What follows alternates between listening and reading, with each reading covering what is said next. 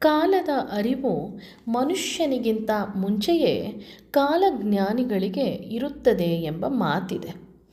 ಇದು ನಾವು ಜಗತ್ತು ಕಂಡಂತಹ 3 ಶ್ರೇಷ್ಠ ಕಾಲಜ್ಞಾನಿಗಳ ವಿಚಾರವಾಗಿ ಹೇಳಬಹುದು. ಮೊದಲನೆಯದಾಗಿ ನಾನು ನನ್ನ ಗುರುಗಳಾದ ಶ್ರೀ ಪೋತಲೂರು ವೀರಬ್ರಹ್ಮೇಂದ್ರ ಸ್ವಾಮಿಯವರ ಹೆಸರನ್ನು ತೆಗೆದುಕೊಳ್ತೇನೆ. ನಂತರದಲ್ಲಿ ಬಲ್ಗೇರಿಯಾದ ಬಾಬಾ ವಂಗ ಮತ್ತು ಅಫ್ಕೋರ್ಸ್ ಫೇಮಸ್ ನಾಸ್ಟ್ರಡಾಮಸ್. ಈ ಮೂವರು 2026 ಬಗ್ಗೆ ನಮಗೆ ನೀಡಿರುವ ಎಚ್ಚರಿಕೆ ಮತ್ತು ತಿಳುವಳಿಕೆಯನ್ನು ಈ ವಿಡಿಯೋನಲ್ಲಿ ನೋಡೋಣ.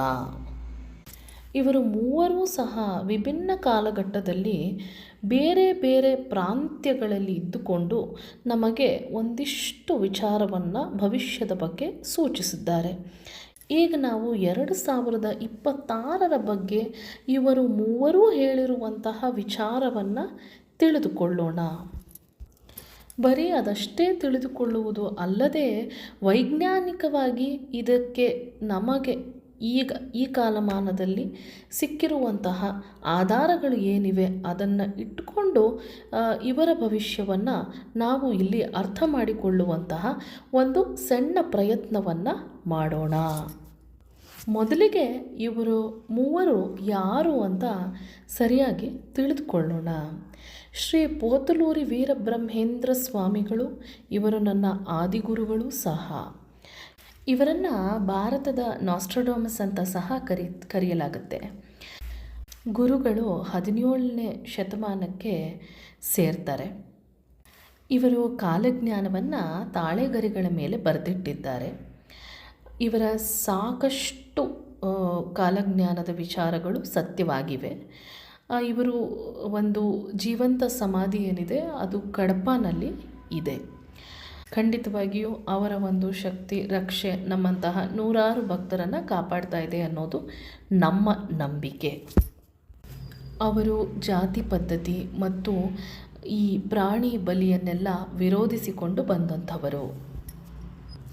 ಬ್ರಿಟಿಷರ ಆಳ್ವಿಕೆ, ರೈಲುಗಳ ಸಂಚಾರ ಮತ್ತು ಇಂದಿರಾ ಗಾಂಧಿಯವರು ಆಳ್ತಾರೆ, ಹೀಗೆ ಹಲವಾರು ವಿಷಯಗಳನ್ನ ಅವರು ಮುಂಚೆಯೇ ಬರೆದಿಟ್ಟಿದ್ರು. ಈಗ ಬಾಬಾ ವಂಗಾರ ಬಗ್ಗೆ ತಿಳ್ಕೊಳ್ಳೋಣ. ಇವರು ಬಲ್ಗೇರಿಯಾದ ಒಬ್ಬ ಅಂಧ ಮಹಿಳೆ. ಈಕೆ 20ನೇ ಶತಮಾನದಲ್ಲಿ ಅತ್ಯಂತ ಪ್ರಭಾವಶಾಲಿಯಾದ ಕಾಲಜ್ಞಾನಿಯಾಗಿದ್ದಳು ಅಂತ ಹೇಳಲಾಗುತ್ತೆ. ಈಕೆಯನ್ನು ಬಾಲ್ಕನ್ ದೇಶದ ನಾಸ್ಟ್ರಡಾಮಸ್ ಅಂತ ಸಹ ಕರೆಯಲಾಗುತ್ತದೆ.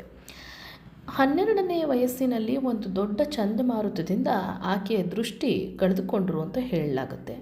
ನಂತರ ಅವರು ಭವಿಷ್ಯವಾಣಿಯನ್ನು ಹೇಳುವಂತಹ ಸಾಮರ್ಥ್ಯವನ್ನು ಅಥವಾ ದಿವ್ಯ ದೃಷ್ಟಿಯನ್ನು ಪಡೆದುಕೊಂಡರು ಅಂತ ಹೇಳಲಾಗುತ್ತೆ.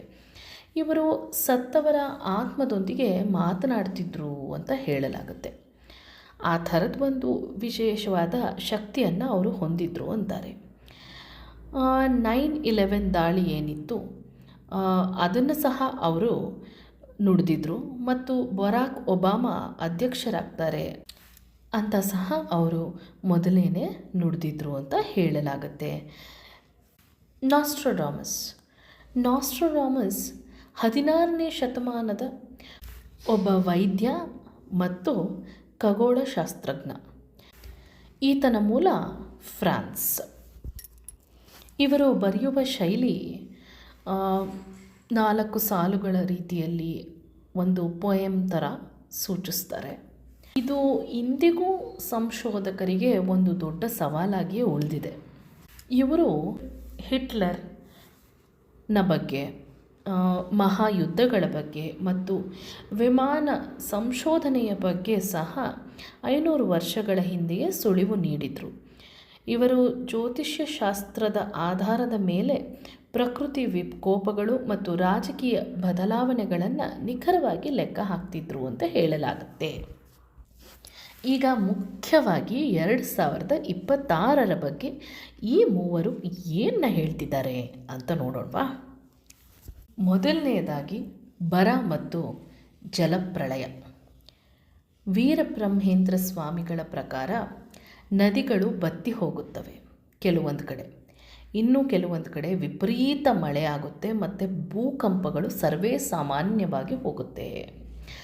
ಕಾಲಜ್ಞಾನದಲ್ಲಿ ನೀರಿಗೆ ಸಂಬಂಧಿಸಿದ ವಿಪತ್ತುಗಳ ಬಗ್ಗೆ ಸ್ಪಷ್ಟವಾಗಿ ಉಲ್ಲೇಖಿಸಿದ್ದಾರೆ ಗುರುಗಳು ಅಂತ ಹೇಳಲಾಗುತ್ತೆ.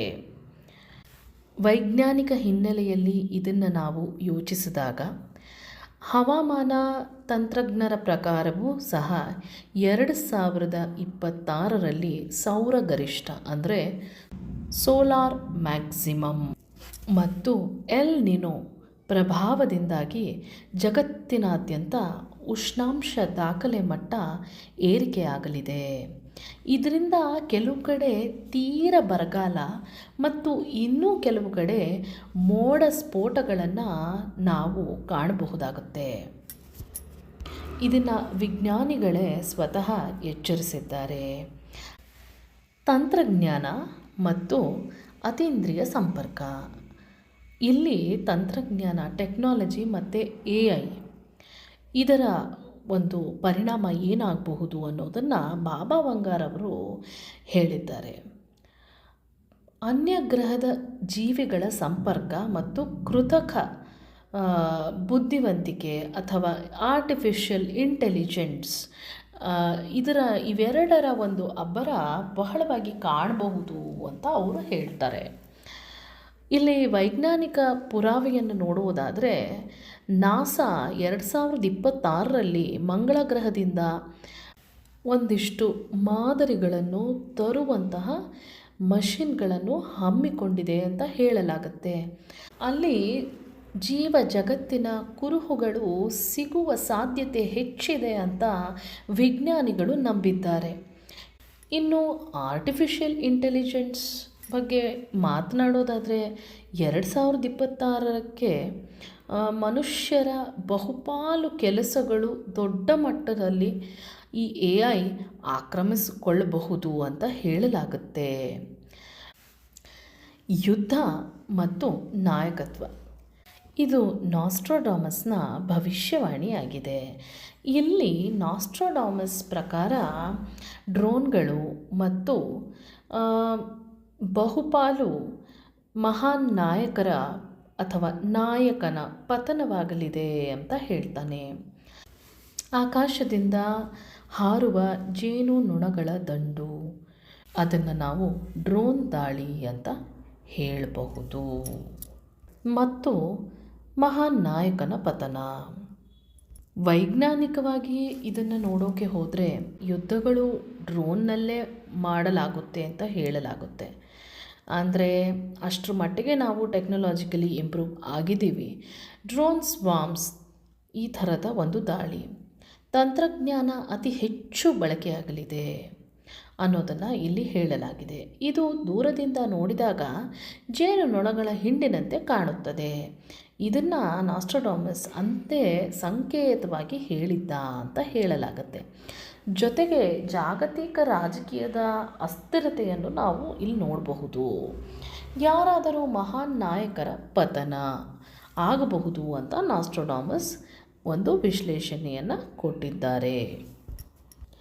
ಈ ಮೂವರು ನಮಗೆ ನುಡಿದಿರುವಂತಹ ಭವಿಷ್ಯವಾಣಿ ಸತ್ಯವಾಗಲು ಇದು ನಮ್ಮನ್ನು ನಾವು ಪ್ರಶ್ನೆ ಮಾಡಿಕೊಳ್ಳುವಂತಹ ಭವಿಷ್ಯವಾಣಿಗಳೇ ಆಗಿವೆ.